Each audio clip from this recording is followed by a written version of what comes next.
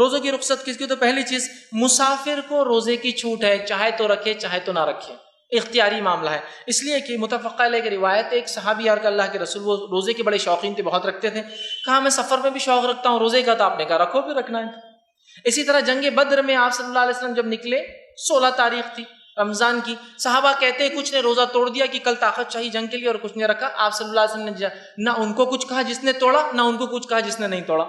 تو پتہ چلا اختیاری معاملہ ہے۔ تو سفر میں اختیار ہے آپ کو، چاہے تو آپ کو مشقت لگے تو آپ نہ رکھیں، اور اگر مشقت ہے لگتا ہے تو چھوڑ دیں، اور اگر نہیں ہے تو آپ رکھ سکتے ہیں، لیکن اپنے روزے کو مہربانی کر کے کسی کے لیے تکلیف کا ذریعہ نہ بنائیں۔ نبی اکرم صلی اللہ علیہ وسلم کے زمانے میں ایک شخص تھا جس پہ لوگ سایہ کر کے کھڑے تھے، لوگوں نے کہا کیا بات ہے؟ تو کہا یہ روزے کی وجہ سے پریشان ہے۔ آپ نے کہا دوسروں کو کیوں پریشان کرتا ہے، روزہ چھوڑ دے، مسافر تھا۔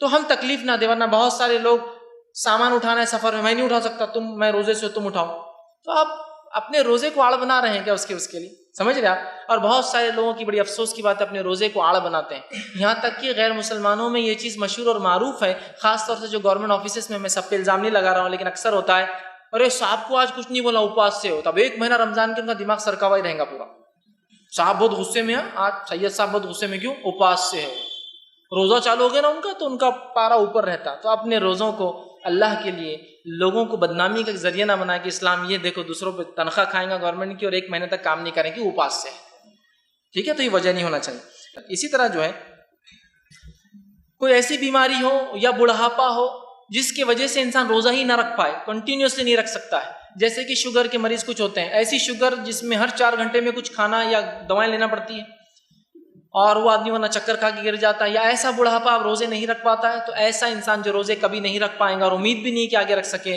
تو اسے اپنے ہر روزے کے بدلے، چونکہ رخصت ہے اس کو بیمار ہے، ہر روزے کے بدلے ایک مسکین کو کھانا کھلانا پڑے گا، یہ اس کا فدیہ ہوگا، ٹھیک ہے؟ یہ اس کو اس کے بدل میں دینا ہوگا، یاد رکھیے، ایک مسکین کو۔